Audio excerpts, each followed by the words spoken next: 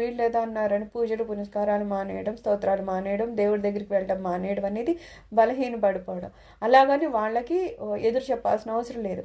దీనిలోనే వేరే వేరే రకాలు ఉన్నాయి. వాళ్ళకి కనిపించకుండానే మనసులో మనం నామం చేసుకోవచ్చు, జపం చేసుకోవచ్చు కదా, ఎన్నో చేసుకోవచ్చు. సో అలాగా మన జీవితాన్ని, మన గమ్యం, మన లక్ష్యం చేరుకోవడానికి మనమే ప్రయత్నించాలి తప్పితే వాళ్ళు ఎవరో సహకరించట్లేదు మనం వెనక్కి వెళ్ళిపోతే ఏమవుతుంది, బలహీనలు అయిపోతాం. అలాగే బద్ధకస్తులకు కూడా ఆత్మ తెలియబడదు. ఇది ఒక సమయం అని చెప్తూ ఉంటారు, బ్రహ్మముహూర్తం నుంచి లేచి ఇవన్నీ చేయాలి అని చెప్తూ ఉంటారు కదా. అంతే లేదు, ఈ సమయంలో మేము లెగలేమో అని అనుకుని రోజు అలా వదిలేసినప్పుడు ఏమవుతుంది, బ్రహ్మముహూర్తంలో అది పోతుంది. పోనీ ఆ తర్వాత అన్నా సరే లేదు ఈ సమయం లేదు, ఎక్కడో బయటకు వెళ్ళాలి, ఈ సమయంలో ఎవరో వచ్చారు, ఇలా ఇలా ఇలా మనం అనేసుకుంటూ కేవలం పోస్ట్ పోన్ చేసుకుంటూ తర్వాత చేస్తానులే. కొంతమంది పొద్దున్న చేసేది మధ్యాహ్నం చేస్తాం, మధ్యాహ్నం సాయంత్రం రాత్రి అంటారు. ఆ తర్వాత అయ్యో రాత్రి అయిపోయింది ఇంకేం చేస్తాం, రేపు చేస్తా అంటారు. ఆ మాల ఇంకెప్పటికీ అవ్వవు అలాగా.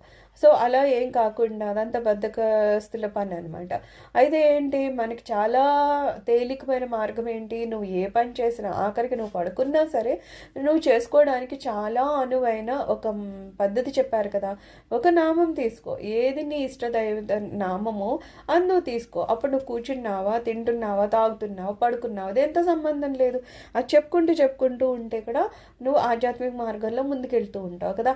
సో ఈ రెండు చేయడం వలన మనం బలహీనలు అవ్వకుండా, బద్ధకస్తుల కింద ఉండకుండా ఉండగలిగే స్థితికి వెళ్తాము. అలా రెండు వదిలితే మాత్రమే మనం ఆత్మను తెలుసుకోగలుగుతామంట. మనము ఇటువైపు ఆత్మని గురించి తెలుసుకున్నామో లేదో తెలియదు, కానీ అన్ని జన్మల్లో ఇంద్రియ భోగాలు అయితే చేస్తూ ఉన్నాం ఎప్పటి నుంచో. మనకి చూడండి, చిన్న చిన్న పిల్లలకు కూడా ఇంకా వాడికి మాటలు వచ్చా, జ్ఞానం వచ్చా, ఏమీ తెలియకపోయినా సరే ఏదో మంచి తీపి వస్తువు పెడితే బాగుందని తింటాడు. కొంతమంది తీపి నేను తిన్నాను చెప్తారు. వాళ్ళు ఇంకా చిన్నపిల్లలే, పెద్ద పెద్ద వాళ్ళకి ఏం నాలెడ్జ్ ఉండదు. అయినా సరే అంటారంటే వాళ్ళకి ఇంత ముందు జన్మల నుంచి ఏదో కొన్ని ఇంద్రియాలకు అలవాటు పడిపోయి ఉంటాయి అన్నమాట. ఆ నోటికి తీపి అనే రుచి మహా ఇష్టమైన వాళ్ళు ఒకళ్ళు ఉంటే, అబ్బే తీపి అస్సలు తినమనే వాళ్ళు ఒకళ్ళు ఉంటే, అలాగా వినడానికి కొంతమంది ఎప్పుడు భజనలు వినడానికి ఇష్టపడితే, కొంతమంది ఊరికని బాహ్యమైన విషయాలు వినడానికి ఇష్టపడతారు కదా. ఆ కళ్ళు కూడా అంతే, కొంతమంది భగవంతుని చూడాలనుకుంటే, కొంతమంది బాహ్య విషయాలను చూడాలనుకుంటూ ఉంటాయి. ఇలాగా ఏమంటున్నారు, ఇన్ని జన్మల నుంచో మనం ఈ ఇంద్రియ భోగాలకు అలవాటు పడిపోయి ఉన్నాము. ఇప్పుడిప్పుడే మనకి ఇది ఇష్టం అని అనుకోవాల్సిన అవసరం ఏం లేదు. ఎన్నో జన్మల నుంచి మనకి ఇలాంటి ఇష్టం అవుతూ ఉంటాయి అన్నమాట. ఈవెన్ ఆధ్యాత్మికంగా కూడా ఇప్పుడు భగవంతుని మనం ఇష్టపడుతున్నామంటే ఈ జన్మలోనే ఈ భక్తి వచ్చిందని అనుకోవడానికి ఉండదు. మేబీ కొన్ని జన్మల నుంచి మనకి కాసింత